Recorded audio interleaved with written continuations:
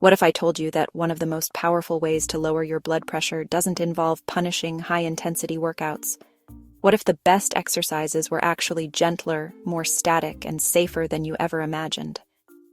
For the millions of people told to get more exercise after a hypertension diagnosis, that advice can feel like a heavy weight. Fear of overdoing it, joint pain, or just not knowing where to begin can be paralyzing. Have you recently been diagnosed with high blood pressure and told to exercise, but the thought of a tough workout feels overwhelming or maybe even unsafe? Well, you've come to the right place. In this video, I'm going to show you the top 3 doctor-recommended exercises that are incredibly effective at lowering blood pressure, and are specifically chosen because they're safe and accessible, especially for older adults. This isn't just a random list. This trio is backed by a wave of new scientific research that's changing how we think about managing hypertension. We're going to bust the myth that you need to be out of breath and dripping with sweat to see a real difference. Instead, we'll focus on smart, sustainable movements that work with your body, not against it. Let's get into it. Before we jump into the exercises, let's quickly talk about why this is so important. High blood pressure, or hypertension, is often called the silent killer because it can sneak up on you, damaging your arteries and heart for years without any symptoms.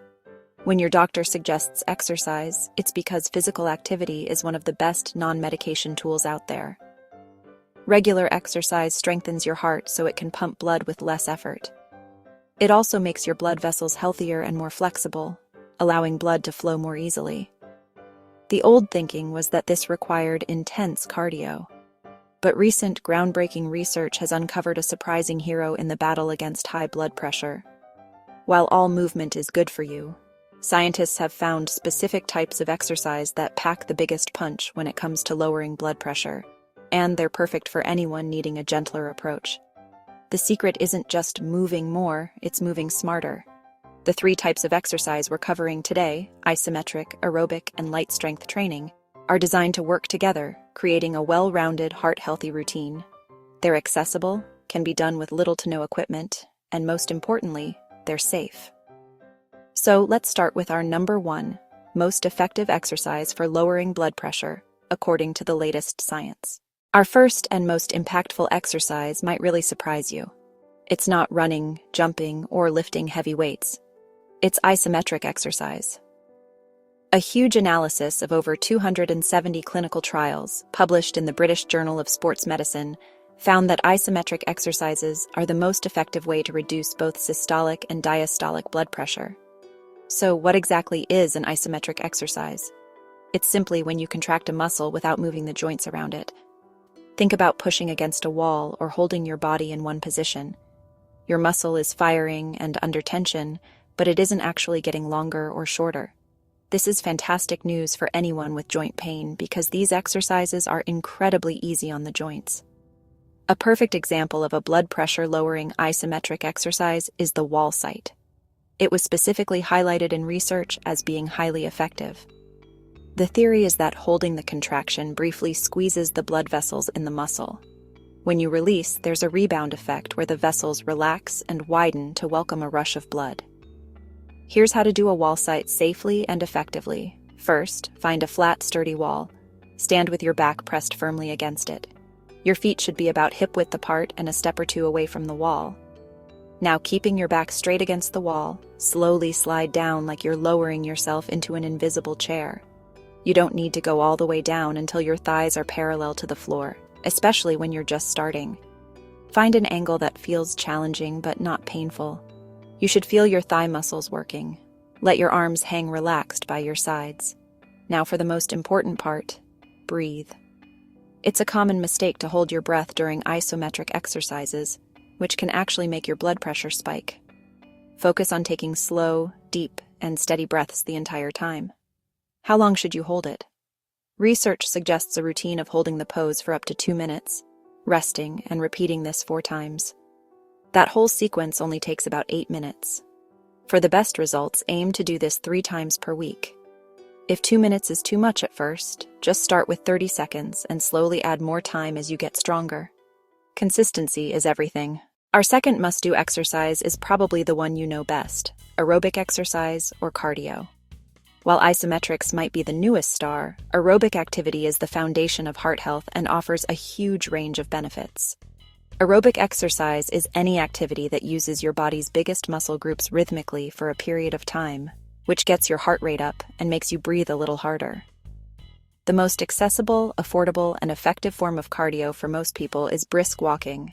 You don't need any fancy equipment, just a good pair of shoes, and it's gentle on the joints and can be done almost anywhere. Regular brisk walking helps lower resting blood pressure, improves circulation, and helps with weight management, which is another key factor in blood pressure control. So what does brisk really mean? A good rule of thumb is that you should be able to hold a conversation, but you shouldn't have enough breath to sing a song. If you can chat away with no effort, pick up the pace a bit. The American Heart Association recommends at least 150 minutes of moderate intensity aerobic activity a week. That breaks down perfectly to 30 minutes, 5 days a week. And here's a great tip. You don't have to do it all in one go. Some studies have found that breaking it up into 3 10-minute walks during the day can be just as effective and much more manageable.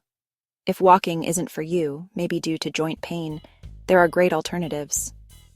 Swimming or water aerobics are fantastic choices, as the water supports your body and takes the pressure off your joints. Cycling, either on a stationary bike or outside, is another wonderful low-impact option. The goal is to find an activity you actually enjoy, because that's the one you'll stick with. Our third exercise is moderate strength training. A lot of people with hypertension get nervous about lifting weights, thinking it'll raise their blood pressure. While it's true you should avoid very heavy lifting without your doctor's okay, light to moderate strength training is not only safe but also incredibly helpful. In fact, combining strength training with your cardio offers more health benefits than doing either one by itself. Strength training helps build and keep muscle mass, which is vital as we get older. More muscle means a higher metabolism, which makes it easier to maintain a healthy weight. Stronger muscles also support your joints and improve your balance, cutting down the risk of falls. All of these things play a role in better blood pressure control.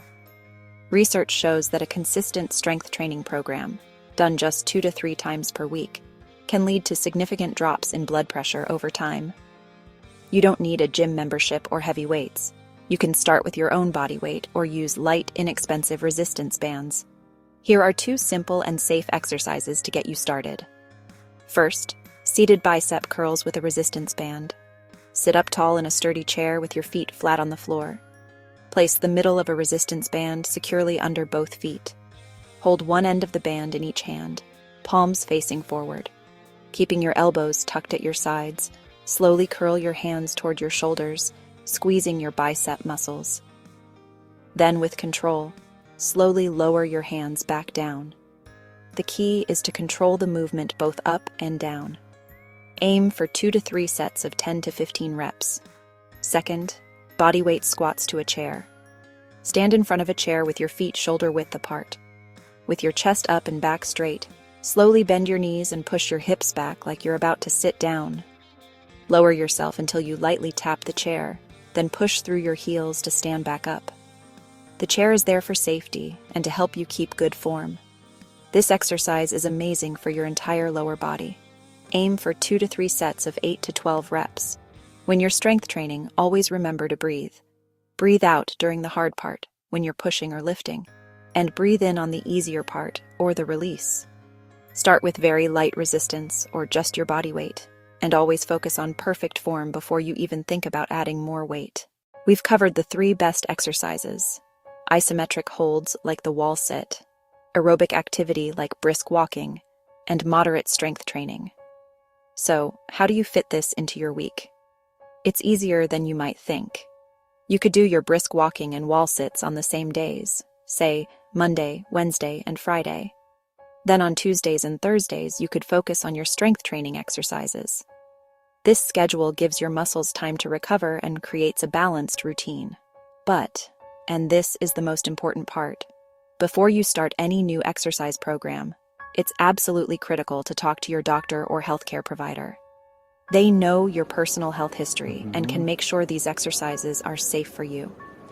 Always start slowly. Your body needs time to adjust.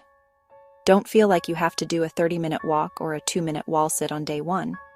Begin with what you can comfortably manage and gradually build up the time and intensity over several weeks.